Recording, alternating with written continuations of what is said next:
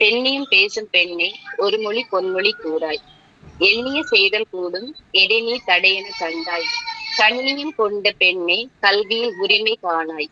மண்ணில் பிறந்த மக்கள் சமமெனும் சட்டம் அறியாய். விண்ணில் மிதந்த பெண்ணும் பிறந்தது இம்மண் பாராய். எண்ணில் உண்டொரு கேள்வி எடை குறையென கண்டாய். சட்டம் தந்த சம உரிமை சமூகம் தராததை நான் அறிவேன். சற்றும் சளைக்கா பெண்கள் சாதித்த கதைகள் கேளாய். மடைகள் உடைத்த நதியாய் மங்கைய வென்றது காணாய். புன்னகை பூத்த பாவை புதுமை பெண்ணாய் வாராய்.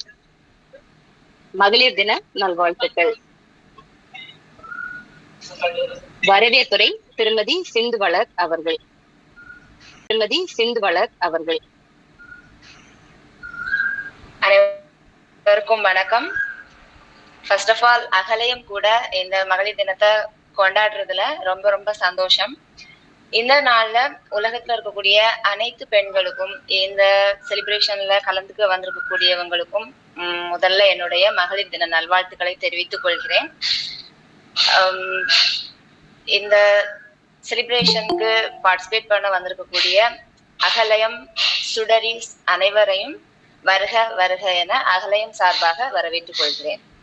மேலும் இந்த வாய்ப்பை எங்களுக்கு ஏற்படுத்தி தந்த அகலயம் ஃபவுண்டர் கவுன்சிலர் திருமதி ரீனுபாலா அவர்களையும் வருக வருக என வரவேற்றுக் கொள்கிறேன். நம்ம கிட்ட சிறப்பு விருந்தினரா நம்ம கூட பேச வந்திருக்கக்கூடிய chief guest psychologist school counsellor Parvathi அவர்களையும் வருக வருக என வரவேற்றுக் கொள்கிறேன். நன்றி.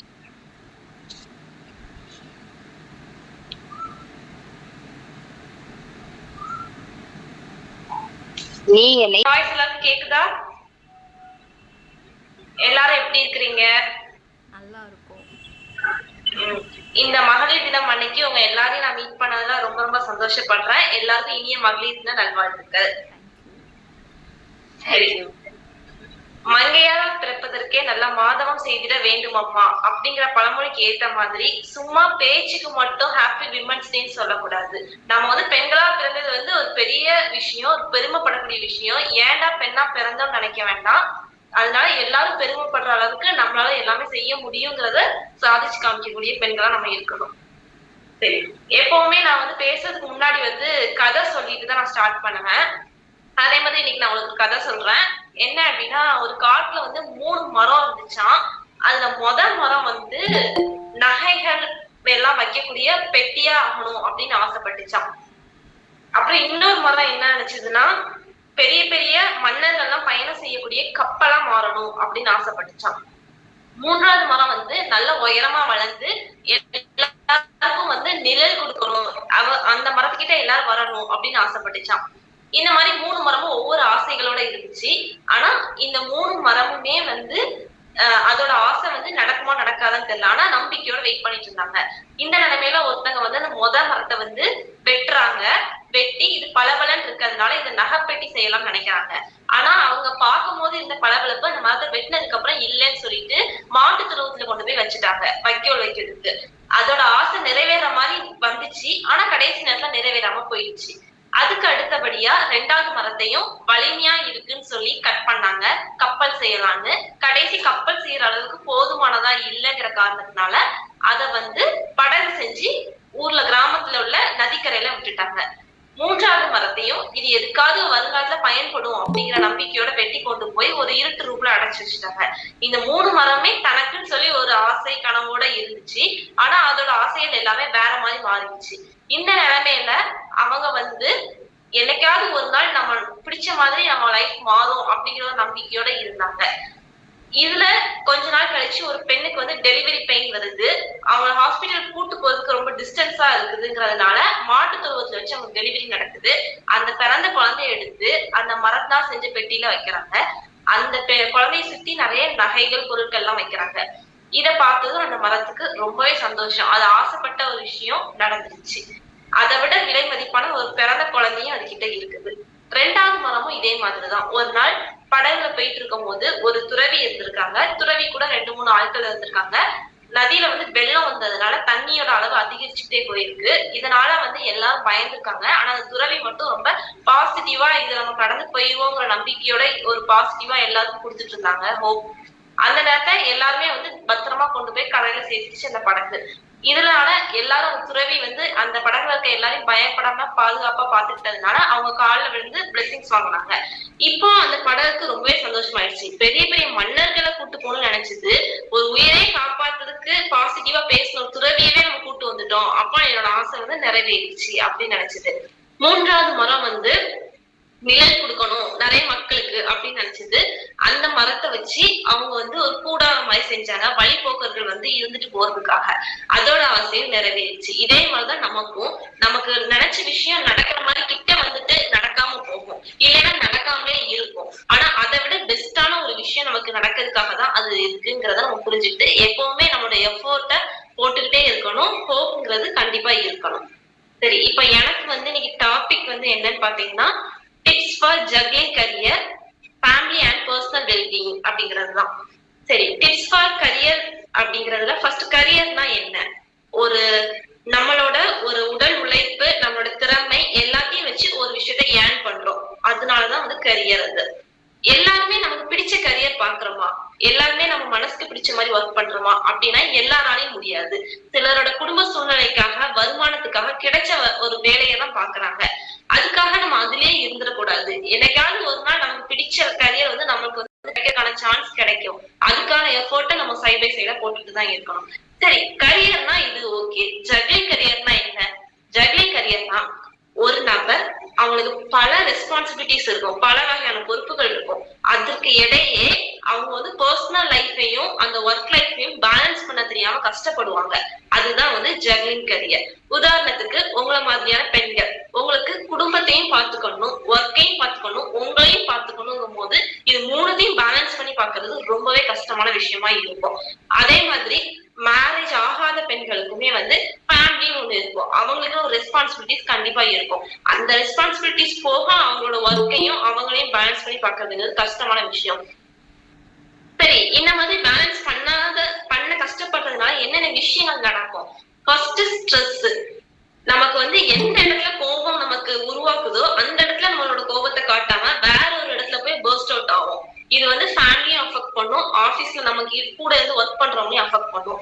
சோ நம்ம வந்து எந்த இடத்துல வந்து நம்மளோட எமோஷன்ஸையும் ஃபீலிங்ஸையும் வந்து காமிக்கணுமோ அந்த இடத்துல காமிக்காம வேற ஒரு இடத்துல வந்து நம்ம பர்ன் அவுட் பண்றோம். இது வந்து நமக்கு வந்து ஒரு ஜக்லிங் கரியர்னால ஏற்படக்கூடிய ஒரு பெரிய ஒரு எஃபெக்டா இருக்குது. வேற என்ன விஷயம்?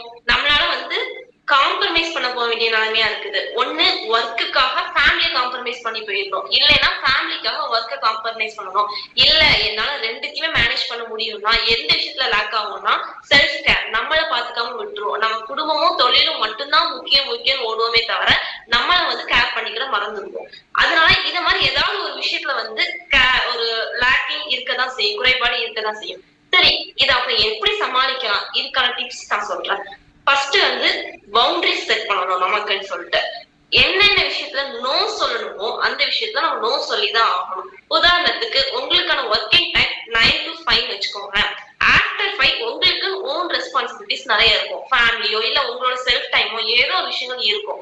அந்த டைம்ல இன்னைக்கு ஒரு நாள் மட்டும் எக்ஸ்ட்ரா டியூட்டி பாருங்க அப்படின்னு சொன்னாங்கன்னா அந்த இடத்துல நீங்க வந்து முடியாதுங்கிறத ஓப்பனா சொல்லலாம். ஏன்னா உங்களோட ஒர்க்கிங் டைம் 5 o'clock வரதான், அதுக்கு மேல உங்களுக்கு கிடையாது. உங்களுக்கு சேலரி கொடுக்கறதும் அவ்வளவுதான். எக்ஸ்ட்ரா சேலரி வேணுமா வேணாமாங்கிறது உங்களோட டெசிஷன் தான்.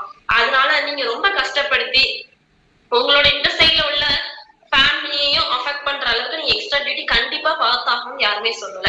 அதனால இந்த மாதிரியான இடங்கள்ல எந்தெந்த இடத்துல நோ சொல்லணுமோ அந்த இடத்துல நோ சொல்லணும். நோ சொல்லாம, ஏன்னா அவங்க வந்து நம்ம தப்பா நினைச்சுக்குவாங்களோ, நம்மளால முடியாதுன்னு நினைச்சுக்குவாங்களோ அப்படிங்கிற எந்த ஒரு ரெக்ரெஷனோ ஒரு கில்ட்டோ இருக்கவே கூடாது.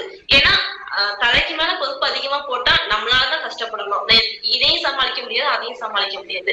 அதனால உங்களால முடியலைன்னா அந்த இடத்துல தைரியமா நோ சொல்லுங்க, அது உங்களோட ரைட்ஸ், அதுல எந்த ஒரு தப்புமே கிடையாது. ரெண்டாவது, ப்ரையாரிட்டைஸ் டாஸ்க். சரிங்களா? இது வந்து கேட்கறதுக்கு ரொம்ப சின்னதா இருக்கும், ஆனா இதுதான் இருக்கிறதுல பெரிய விஷயம். இதை கரெக்டா நம்ம ஃபாலோ பண்ணாலே நம்மளோட ஸ்ட்ரெஸ் பாதி குறைஞ்ச மாதிரி ஆயிடும். என்ன அப்படின்னா, நமக்கு உடனடியா உங்களோட ஆக்ஷன் எந்த ஒர்க்குக்கு தேவை அந்த இடத்துல எஃபோர்ட்டை ஃபர்ஸ்ட் போட்டு முடிச்சிருங்க. அந்த ஒர்க் பினிஷ் ஆனாலே உங்களுக்கு பாதி ஒர்க் பினிஷ் ஆன மாதிரி தான். உதாரணத்துக்கு எடுத்துக்கோங்க, ஹவுஸ் ஒய்ஃப் எடுத்துக்கோங்க, இல்ல நம்ம அம்மாவே எடுத்துக்கோங்க. ஃபர்ஸ்ட் மார்னிங் எந்திரிச்சோன்னே எங்க போவாங்க? கிச்சனுக்கு தான் போவாங்க. ஏன்? கிச்சன்ல உள்ள ஒர்க் சமைச்சு ஹஸ்பண்ட் பிள்ளைங்க எல்லாரையுமே கொடுத்து முடிச்சிட்டோம் அப்படின்னா அவங்களோட ஒர்க் அதுக்கப்புறம் ரிலாக்ஸா பார்த்துருவாங்க. எந்த ஒரு ஸ்ட்ரெஸ்ஸுமே இருக்காது அவங்களுக்கு. சோ ஃபர்ஸ்ட் நம்மளோட எஃபோர்ட் எந்த இடத்துல முக்கியமா இருக்கோ அந்த இடத்துல நம்மளோட எஃபோர்ட்டை ஃபர்ஸ்ட் போட்டு முடிச்சிடணும். அந்த ஒர்க் பினிஷ் ஆனாலே நமக்கு பாதி ஒர்க் முடிஞ்ச மாதிரி ஆயிரும். அதனால ஒரு டே நீங்க ஷெட்யூல் போடுறீங்கன்னா என்னென்ன ஒர்க்குக்கு ஃபர்ஸ்ட் இம்பார்ட்டன்ஸ் கொடுக்கணுங்கிறத நீங்க தான் டிசைட் பண்ணணும். ஃபார் எக்ஸாம்பிள் உங்களோட பர்சனலுக்குமே வந்து ஏதாச்சும் ஒரு டாக்குமெண்டேஷன் அப்டேட் பண்றது சம்திங் ஏதாவது இருக்கும். 1 hour ஆபீஸ்க்கோ இல்ல பிசினஸ்க்கோ வந்து பெர்மிஷன் போட்டு அங்க போய் நம்ம முடிச்சுட்டு வரதுல ஒன்னும் ஆயிடாது. அதனால நம்ம அது தள்ளி போடுறதுனால நமக்கு ஃபியூச்சர் எதுவும் ப்ராப்ளம் வரும். சோ நம்ம வந்து ப்ரையாரிட்டைஸ் பண்ணணும். எந்த ஒர்க்குக்கு அவங்களோட எஃபர்ட் தேவைங்கிறத நீங்க தான் டிசைட் பண்ணணும். அடுத்தால ப்ரையாரிட்டைஸ் செல்ஃப் கேர். இந்த விஷயம் தான் எல்லாருக்கும் வந்து பண்ணணும்னு ஆசையும் இருக்கும். அதே சமயம் நம்மளோட சிச்சுவேஷன் சொல்லி நம்மளால பண்ண முடியாமலே போயிடும். ஆனா நம்ம நினைச்சா நம்மளால கண்டிப்பா பண்ண முடியும். சரிங்களா? நம்மளோட பேஷன் ஒண்ணு உண்டு, அப்படிதானே? பிகில் மூவில வந்துட்டு நயன்தாரா சொல்லுவாங்க, பேஷன்ங்கிறது ஆண்களுக்கு மட்டும்தான் இருக்குமா, பெண்களுக்கு இருக்க கூடாதா, குறிப்பா அதுலயும் மேரேஜ் ஆன பெண்களுக்கு இருக்கவே கூடாதா அப்படின்னு கேட்டிருப்பாங்க. அதே மாதிரிதான் பேஷன்ங்கிறது யாருக்குனாலும் எந்த வயசுலனாலும் வரலாம். KFCயோட ஓனருக்கு அவரோட 60வது வயசுலதான் அவரோட பேஷன் என்னன்னே கண்டுபிடிச்சாங்களாம். அதனால ஐயோ எனக்கு பேஷன்னா என்னன்னே தெரியல, என்னோட பேஷன் என்ன அப்படின்னா பயப்படவே வேண்டாம். நமக்கான பேஷன் என்னங்கிறத நமக்கு அந்த ஏஜ் வரும்போது கண்டிப்பா நம்மளே கண்டுபிடிச்சிடும். நமக்கு ஹாப்பினஸ் தரணும் அந்த ஒரு விஷயத்த வந்து நம்ம வந்து என்ன ஒரு சில பேர் தான் சொல்லுவாங்க, எனக்கு பிடிச்ச விஷயத்தையே என்னால பண்ண முடியல, நான் அந்த அளவுக்கு டிப்ரெஸ்டா இருக்கேன் அப்படிம்பாங்க. அப்படிலாம் கிடையாது. நமக்கு பேஷன் ஒண்ணு இருந்துச்சுன்னா அது வந்து நம்ம எந்த ஒரு டிப்ரெஷன் வந்து வெளியே கொண்டு வர முடியாததான் இருக்கும். சரிங்களா? அதனால அந்த மாதிரியான ஒரு பேஷன் கண்டுபிடிக்கிறது வந்து நமக்கு ரொம்பவே ஹெல்ப்ஃபுல்லா இருக்கும். இல்லைன்னா ஹாபிஸ் எடுத்துக்கோங்க. நமக்குன்னு சொல்லி ஒரு செல்ஃப் டைம்ங்கிறத ஸ்பெண்ட் பண்ணியே ஆகணும். வீக்கெண்ட்ஸ்லயாவது நமக்கான டைம் நம்ம எடுக்கணும். அது வந்து செல்ஃபிஷ் கிடையவே கிடையாது. அது வந்து நமக்கு தேவையான ஒண்ணு.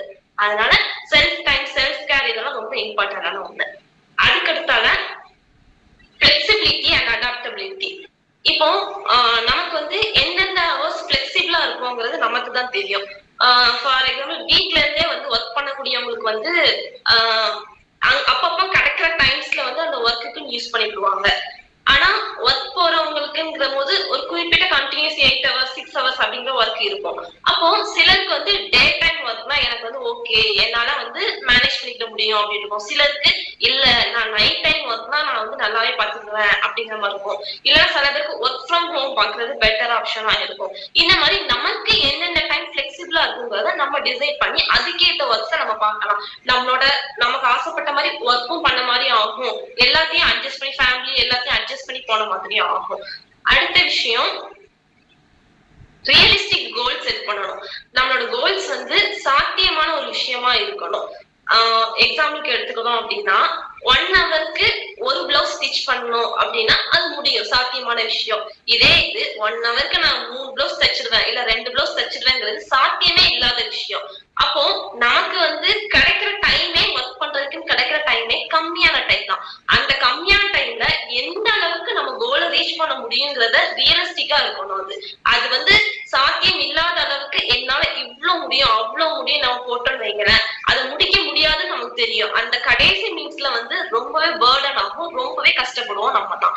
அதனால செட் பண்ற கோலே வந்து அந்த ஷெட்யூல்லயே வந்து அந்த அன்னைக்கு இவ்வளவுதான் பண்ண முடியுமா அந்த அளவுக்கு நீங்க பிளான் மட்டும் பண்ணணும். அப்பனாதான் அதை வந்து கரெக்டா அதே மாதிரி எஃபெக்டிவ் டைம் மேனேஜ்மெண்ட் இருக்கணும். நமக்கு கிடைக்கிற அந்த கொஞ்சம் டைம்ல நம்ம எந்த ஒரு டிஸ்ட்ராக்ஷனுமே இல்லாம பார்க்கணும். ஏன்னா நமக்கு வந்து ஒரு ரெஸ்பான்சிபிலிட்டிஸ் இல்ல, நிறைய இருக்குது.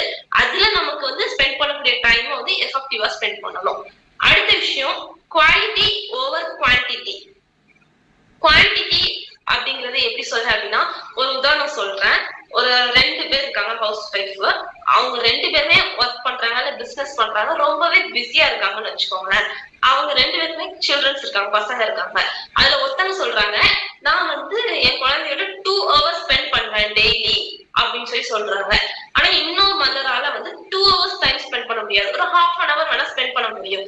அப்போ அந்த 2 hours ஸ்பெண்ட் பண்றவங்க தான் குட் மதர். அவங்களோட மதர்ஹுட் தான் ரொம்ப நல்லா இருக்கு அப்படிங்கறதும், அந்த ஹாஃப் அன் ஹவர் ஸ்பெண்ட் பண்றவங்களோட மதர்ஹுட் வந்து நல்லா இல்ல அப்படின்னு நம்ம யாராலையும் சொல்லவே முடியாது. இங்க மேட்டர்ஸ் என்னன்னா குவாலிட்டி. அந்த ஹாஃப் அன் ஹவர் அவங்க எவ்வளவு குவாலிட்டியான டைம் ஸ்பெண்ட் பண்ணிருக்காங்கிறது மட்டும்தான் முக்கியம். 2 hours ஸ்பெண்ட் பண்ணி அது வந்து ஒண்ணுமே இல்லாம இருக்கிறதுக்கு அந்த ஹாஃப் அன் ஹவர் அந்த சைல்டு கூட அந்த சைல்டை ஹாப்பியா வச்சுக்கிறது மட்டும்தான் மேட்டர்ஸ். இதேதான் ஒர்க்குக்கும் பொருந்தும். நம்ம வந்து நிறைய பேர் வந்து மார்னிங் டு ஈவினிங் ஒர்க் பண்ணுவாங்க. நம்மளால அந்த மாதிரி முடியாத சுச்சுவேஷன்ல இருக்கும். ஆனா நம்ம ஒர்க் பண்ற டைம் கம்மியா இருந்தாலும் எவ்வளவு குவாலிட்டியா நம்ம எவ்வளவு ஒர்க் பண்றோம், எவ்வளவு டேலண்ட் நம்ம கத்துக்கிட்டோம், எவ்வளவு லேர்ன் பண்றோம், இதுதான் முக்கியம். சோ எல்லா இடத்துலயுமே வந்து குவான்டிட்டியை விட குவாலிட்டி தான் மேட்டர்ஸ். சோ இதை வந்து நம்ம எப்பவுமே அண்டர்ஸ்டாண்ட் பண்ணிக்கணும். மத்தவங்க ரொம்ப நேரம் பண்றாங்க அப்படிங்கறது பார்க்க கூடாது. நம்ம கொஞ்ச நேரம் பண்ணாலும் என்னென்னலாம் பண்ணிருக்கோம் அதுதான் முக்கியம். லாஸ்டா வந்து டெலிகேட்ங்கிறது வந்து எல்லா பெண்களால எல்லா விஷயமும் பண்ண முடியும். அவங்களுக்கு அந்த டேலண்ட் இருக்கு, எல்லாமே இருக்குதா, இல்லைன்னு சொல்லல. ஆனா ஹெல்ப்னு கேட்கறது தப்பே கிடையாது. எல்லா ரெஸ்பான்சிபிலிட்டி நான் மட்டும்தான் ஏத்துக்கணும் அப்படிங்கிறது கிடையவே கிடையாது. ஹஸ்பண்ட் கொஞ்சம் ரெஸ்பான்சிபிலிட்டிஸ் கொடுக்கலாம், ஷேர் பண்ணிக்கலாம். இல்ல ஃபேமிலியில உள்ள பேரண்ட்ஸ்டையோ இல்ல ஏதோ ஒரு விஷயம். சப்போஸ் நீங்க ஒர்க் பண்றீங்க, ஒரு முக்கியமான மீட்டிங், ஒரு முக்கியமான விஷயம், அந்த நேரத்துல குழந்தைங்களை பாத்துக்கணும் அப்படின்னா நம்ம ஃப்ரெண்ட்ஸ்டையோ இல்ல மதரிங்களா அம்மா யாராவது ஒருத்தவங்களோட ஹெல்ப் கேட்கலாம். அது தப்பே கிடையாது. சோ நம்மளால முடியாது எதுவுமே கிடையாது. ஆனா நமக்குன்னு சொல்லிட்டு ஒரு ஸ்பேஸ் வேணும்னா அந்த இடத்துல ஹெல்ப் கேட்கறது எதுவும் தப்புமே கிடையாது. அதை நினைச்சு நம்ம வந்து ஐயோ நம்ம ஹெல்ப் கேட்டா நம்ம என்ன நினைப்பாங்க அப்படிங்கிறது நினைக்கவும் வேண்டாம். சோ இதெல்லாம் தான் ஜக்லிங் கரியருக்கு நான் ப்ரிப்பேர் பண்ண டிப்ஸ் என்னோட ஒப்பீனியன்ல இருந்து. சோ அடுத்து ஃபேமிலி வெல்பீயிங். ஃபேமிலி வெல்பீயிங்ல ஃபர்ஸ்ட் அண்ட் மோஸ்ட் இம்பார்ட்டன்ட் பாத்தீங்க அப்படின்னா எஃபெக்டிவ் கம்யூனிகேஷன். கம்யூனிகேஷன்ங்கிறது ப்ராப்பரா இருந்தாலே அந்த ஃபேமிலியில வந்து எல்லா விஷயமே நல்லா இருக்கும். நம்ம வந்து பேசுறதுக்கே டைம் இல்லாம போகுது குடும்பத்துல உள்ளவங்களோட. அதுதான் வந்து ஒரு பெரிய பெரிய பிரச்சனையா இருக்குது.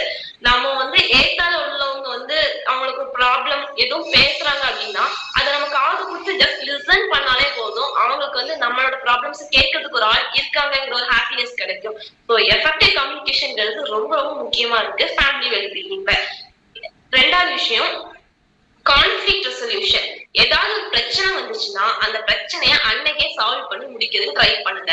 அந்த பிரச்சனைய அடுத்த நாள் நானே வந்து இன்னைக்கு ஒர்க் பண்ணிட்டு செம்ம டென்ஷன்ல வந்திருக்கேன், இப்ப பேச வேண்டாம் அதை பத்தி அப்படின்னு சொல்லி தள்ளி போடுறதுதான் தப்பு. நம்ம வந்து நான் ஏற்கனவே சொன்ன மாதிரிதான் குவாலிட்டி ஹவர்ஸ் கொஞ்ச நேரம் ஸ்பெண்ட் பண்ணாலும் அந்த கான்ஃபிளிக்ட முடிச்சிடலாம். அன்னையோட கான்ஃபிளிக்ட் ரெசல்யூஷன்ல முக்கியமான விஷயம் 2 இருக்கு. என்னன்னா எம்பத்தினா உங்களோட ஒப்பீனியன்ஸ் எல்லாமே ஷேர் பண்ணுங்க, தப்பு கிடையாது. உங்களோட நான் இந்த அளவுக்கு ஹர்ட் ஆகியிருக்கேன் எல்லாமே சொல்லுங்க. ஆனா ஆப்போசிட்ல உள்ள உங்களோட சிச்சுவேஷன் அந்த இடத்துல என்னவா இருந்திருக்குங்கிறது நீங்க யோசிக்கணும். நீங்க அந்த இடத்துல இருந்திருந்தீங்கன்னா அந்த இடத்துல எப்படி ரியாக்ட் பண்ணிருப்பீங்கிறது யோசிக்கணும். இந்த மாதிரி யோசிச்சீங்க அப்படின்னா ரொம்ப பெரிய அளவுக்கு சண்டை வராது. ரெண்டாவது விஷயம் அசர்ட்டிவ்னஸ்னா உங்களோட ஃபீலிங்ஸ், நீங்க எந்த அளவுக்கு ஹர்ட் ஆகிருக்கீங்க, உங்களுக்கு அது வந்து எந்த மாதிரி நீங்க அவங்கள மாத்திக்கணும்னு நினைக்கிறீங்க, எல்லா விஷயமே ஓப்பனா சொல்லுங்க. ஆனா அது எல்லாமே உங்களோட ஒப்பீனியன் மட்டும்தான். எனக்கு இது பிடிக்கல, எனக்கு இது பர்சனலா பிடிக்கல, இந்த விஷயத்த யூஸ் பண்ணுங்க. நீங்க ஆப்போசிட்ல உள்ளவங்கள அக்யூஸ் பண்ற மாதிரி பேசுனீங்கன்னா அவங்க கூட கொஞ்சம் நேரம் டென்ஷன் ஆவாங்க. சோ இந்த 2 விஷயத்த ஃபாலோ பண்ணி உங்களுக்கான பிரச்சனைகளை சால்வ் பண்ண பாருங்க. இதெல்லாம் பண்ணாலே வந்து ஃபேமிலி வந்து ஒரு எந்த ஒரு ப்ராப்ளம் இல்லாம ஒரு எஃபெக்டிவா உங்களுக்கு வெல்பீங்கா இருக்கும். இன்னொரு விஷயம் என்ன அப்படின்னா குவாலிட்டி டைம். நான் ஏற்கனவே சொன்ன மாதிரிதான் நைட்டு ஒரு டின்னர் மட்டுமாச்சு எல்லாரும் சேர்ந்து சாப்பிடுங்க. சோ அப்படி சாப்பிடும் போது அந்த டேல என்னென்ன விஷயங்கள் நடந்துச்சுங்கிறத ஷேர் பண்ணுங்க. அது நல்ல விஷயம், ஹாப்பியானதோ சேட் ஆனதோ சர்ப்ரைஸ் ஆனதோ என்ன விஷயம்னாலும் சரி அது எல்லாத்தையுமே வந்து சும்மா ஜஸ்ட் அன்னைக்கு ஷேர் பண்ணிக்கோங்க. சப்போஸ் நீங்க வந்து வேற இடத்துல இருக்கிறீங்க, உங்க ஃபேமிலியில உள்ளவங்க தனியா வேற இடத்துல இருக்காங்க அப்படின்னா கால் பண்ணி பேசுங்க.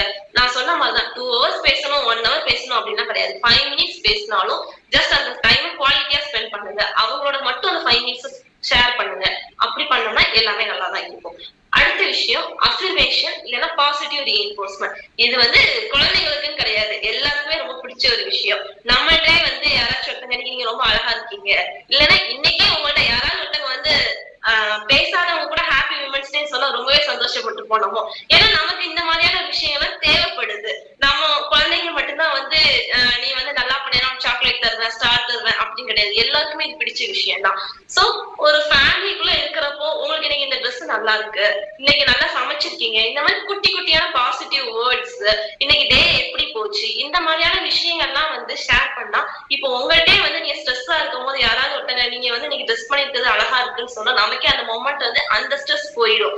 சோ இந்த மாதிரியான குட்டி குட்டியான ரீஇன்ஃபோர்ஸ்மெண்ட் வேர்ட்ஸ் எல்லாம் யூஸ் பண்ணி பழகுங்க ஃபேமிலிக்குள்ள. நெக்ஸ்ட் வந்து personal wellbeing. Last but not least, இது ரொம்ப ரொம்ப ரொம்ப முக்கியமான ஒரு விஷயம்.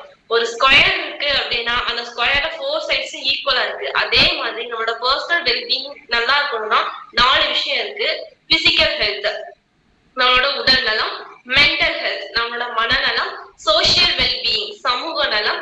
அப்புறம் செல்ஃப் கேர். இந்த 4த்துக்கும் உங்களோட எஃபோர்ட்ஸை ஈக்குவலா கொடுத்தா மட்டும்தான், பேலன்ஸ்டா இருந்தா மட்டும்தான் உங்களால வந்து எந்த ஒரு விஷயத்தையும் ஸ்ட்ரெஸ் ஃப்ரீயா செய்ய முடியும். ஃபர்ஸ்ட் நீங்க தான் இம்பார்ட்டன்ட். நீங்க நல்லா இருந்தீங்கன்னா தான் மத்த எல்லா விஷயத்தையுமே செய்ய முடியும். சோ ஃபர்ஸ்ட் பிசிக்கல் ஹெல்த் நல்லா இருக்கணும்னா என்னெல்லாம் பண்ணலாம்? நம்மளோட எக்ஸசைஸ் பண்ணலாம், இல்லைன்னா டெய்லி ரொட்டீன் மார்னிங் யோகாவோ இல்ல சம்திங் அந்த மாதிரி நமக்கு ஹெல்த்தி டயட் இருக்கலாம். இந்த மாதிரியான விஷயங்கள்லாம் பண்ணலாம். முக்கியமா ஸ்லீப், 8 மணி நேரம் கண்டிப்பா தூங்கியே ஆகணும். அதுல கொஞ்சம் 1 hour ஒரு காம்ப்ரமைஸ் பண்ணா கூட நெக்ஸ்ட் டே அது ஸ்ட்ரெஸ்ஸா தான் மாறும். அதனால 8 hours கண்டிப்பா தூங்குங்க. மித்தபடி உங்களுக்கு எக்ஸசைஸ் பிடிக்கும், யோகா பிடிக்கும், இல்ல வாக்கிங் எது பிடிக்குமோ ஒரு பிசிக்கல் ஹெல்த் நீங்க எப்படி மெயின்டைன் பண்ணுவோம், டீஹைட்ரேட் ஆகாம பாத்துக்கோங்க. இந்த மாதிரி சின்ன சின்ன விஷயங்கள் தான் எல்லாமே. அடுத்து மென்டல் ஹெல்த். இப்ப ரீசெண்டா எல்லாருக்குமே மென்டல் ஹெல்த் பத்தி நிறையவே தெரிய ஆரம்பிச்சுட்டு ரொம்பவே வந்து சோசியல் மீடியா வந்து அது ஃபேமஸ் ஆகிட்டு இருக்கு. பட் அதை கரெக்டா கொண்டு போறாங்களா அப்படின்னா அதுதான் கிடையாது. ஸோ மெடிடேஷன் பண்ணலாம். முக்கியமா கிராட்டிடியூட். நான் டெய்லி நைட் தூங்குறதுக்கு முன்னாடி ப்ரேயர் பண்ணும்போது நன்றி சொல்வேன் காடுக்கு. ஏன் அப்படின்னா இன்னைக்கு நான் காலையில இருந்து இவ்வளவு நேரம் நான் டைம் ஸ்பெண்ட் பண்ணிருக்கேன். இதுல ஏதாவது சின்ன சின்ன அப்டிகல்ஸ் நடந்திருக்கும். அந்த சின்ன சின்ன அப்டிகல்ஸ் கூட எனக்கு வந்து ஸ்ட்ரெஸ் ஆகாம ரொம்ப டென்ஷன் ஆகாம அது ஈஸியா சால்வ் பண்ணி நைட் தூங்க போறேன். அப்ப இது வந்து ஒரு பெரிய பிளெஸிங். ஸோ இதுக்கு நான் தேங்க் பண்ணுவேன். அதே மாதிரி உங்க லைஃப்ல நீங்க யாருக்கு வந்து கிராட்டிடியூடா ஃபீல் பண்றீங்களோ அவங்க தேங்க்ஸ் சொல்லி பழகுங்க. அது வந்து ரொம்பவே பெரிய பாசிட்டிவ் சேஞ்சஸ் நமக்கு கொடுக்கும். முக்கியமா ஹோப். இந்த மெடிடேஷன் எல்லாம் பண்ணும் போது நமக்கே வந்து நிறைய விஷயங்கள் வந்து பொறுமை வரும், நிறைய விஷயங்கள் தெரிஞ்சுக்கலாம். சோ நம்மளோட மென்டல் ஹெல்த் நமக்கு பிடிக்காத ஒரு விஷயத்த ஒதுக்கி வைக்கிறதுல தப்பே கிடையாது. அடுத்து சோசியல் வெல்பீயிங். இன்னைக்கு எனக்கு ரீலி மேம்னாலதான் உங்களோட இத்தனை பேரோட கான்டாக்ட் எனக்கு தெரிஞ்சிருக்கு. சோ இது வந்து எனக்கு யூஸ்ஃபுல், உங்களுக்கும் யூஸ்ஃபுல்லா இருக்கும். சோ இதே மாதிரிதான் நம்ம வந்து சோசியலி ஆக்டிவா இருக்கணும். இது வந்து நமக்கு வந்து என்னைக்குனாலுமே ஒரு ஹெல்த் தான். நமக்கு நிறைய பேரோட கான்டாக்ட் தெரிஞ்சு வச்சிருக்கிறதுங்கிறது ரொம்ப ரொம்ப ரொம்ப யூஸ்ஃபுல்லா இருக்கும். சோ சோசியலா நம்ம எப்பவுமே ஆக்டிவா இருக்கணும். அது வந்து அப்படி இருக்கக்கூடாது, சோசியல் மீடியால இப்படி இருக்கக்கூடாது, யாரையும் பேசக்கூடாது அப்படிலாம் கிடையாது. நம்மளோட க்ளோஸ் அதாவது ஃபேமிலி ஃப்ரெண்ட்ஸ் அவங்க கூட கனெக்ஷன்ல இருந்துட்டே இருக்கணும். அது இல்லாம இருக்கக்கூடாது. அடுத்து செல்ஃப் கேர். செல்ஃப் கேர்ங்கிறது ரொம்ப முக்கியம். நான் ஏற்கனவே சொன்ன மாதிரிதான் நம்மளோட ஹாபிஸ், பேஷன் எதுனாலுமே செய்யலாம். ஜோதிகாவோட மூவில ஒண்ணு செய்வாங்க. பொண்ணுங்க வந்து 5 விஷயம், ஒரு பொண்ணு எதை செய்யலாம்னு சொல்லி 5 இருக்கு, எதை செய்யக்கூடாதுன்னு 50 இருக்கு. எல்லாருக்கும் பிடிச்ச அந்த 5 நம்ம செய்யலாம், ஆனா நமக்கு பிடிச்ச அந்த 50 செய்யக்கூடாது அப்படின்னாங்க. கிடையவே கிடையாது. நமக்கு பிடிச்சத நம்ம செய்யணும். அதுதான் வந்து கரெக்டான ஒரு விஷயம். அதனால இன்னையில இருந்து எல்லாருமே வந்து உங்களுக்கு பிடிச்ச ஒவ்வொரு விஷயங்களை வந்து யாருக்காகவும் சாக்ரிஃபைஸ் பண்ணாம நமக்காக செஞ்சு பழகுங்க. அது உண்மையாவே ரொம்ப ஒரு பாசிட்டிவ் லைஃப் நமக்கு லீட் பண்றதுக்கு ஹெல்ப் பண்ணும். சோ எல்லாருக்கும் ரொம்ப ரொம்ப தேங்க்ஸ்.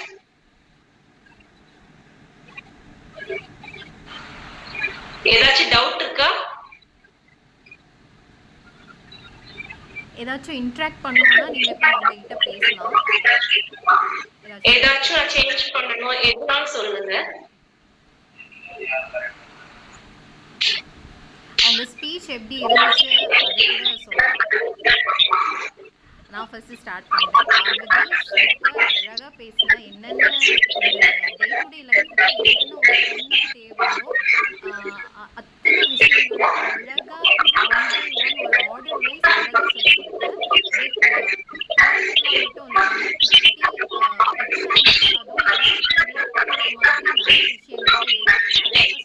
அகலயத்தில் இருக்கிற அந்த சுடர் மாதிரி சுடரி மாதிரி எப்பவுமே ஒளிர் விட்டுட்டு இருக்கிற ஒரு விளக்காக இருக்கணும். அந்த அந்த தீபத்தை நீங்கள் அணைய விடாமல் பார்த்துக்கிட்டுறது எப்படிங்கிறது தான் இன்றைக்கி நான் உங்களுக்கு விளக்கியிருக்கேன். மறந்துடாதுங்க அந்த ஃபார்முலாவை. ஃபைனலாக happy women's day to all. இந்த இன்விடேஷன் அக்செப்ட் பண்ணி வந்த ஃபர்ஸ்டே சொன்னேன், இப்போது ஸ்பெஷலாக சொல்கிறேன். இன்விடேஷன் அக்செப்ட் பண்ணி வந்த எல்லாத்துக்குமே ரொம்ப தேங்க்ஸ். எப்போவோ சும்மா ஒரு ஸ்டார்ட் பண்ண ஒரு அகலயம்ங்கிற ஒரு விஷயம் இன்றைக்கி ஒரு ரெஜிஸ்டரான ஒரு ஹப்பாக இவ்வளோ தூரம் வந்திருக்குங்கிறப்போ ரொம்ப சந்தோஷமாக இருக்குது. இன்னும் அது ஒரு க்ரோத் ஃபேஸை நோக்கி போயிட்டுருக்குது. அது இன்னும் சந்தோஷமாக நான் அதை சொல்கிறேன். ப்ரொஃபஷ்னல் கோர்ஸ் நாங்கள் ஏப்ரல்லேருந்து ஸ்டார்ட் பண்ணுறோம். ப்ரொஃபஷ்னல் டீம் ஃபார்ம் ஆகிருக்கு. Parvathi is part of it. அதே மாதிரி ஜெர்லின் வந்திருந்தாங்க, ஏதோ காலில் போயிட்டாங்கன்னு நினைக்கிறேன். Jerlin also former industrial counsellor. அவங்க இப்போ நெட் எக்ஸாமுக்கு ப்ரிப்பேர் பண்ணிகிட்ருக்காங்க. She is also part of professional team. Start பண்ணுறோம். ஏப்ரல்ல இருந்து ஒரு நல்ல ஒரு ஜேர்னி ஸ்டார்ட் ஆகுது. அதே மாதிரி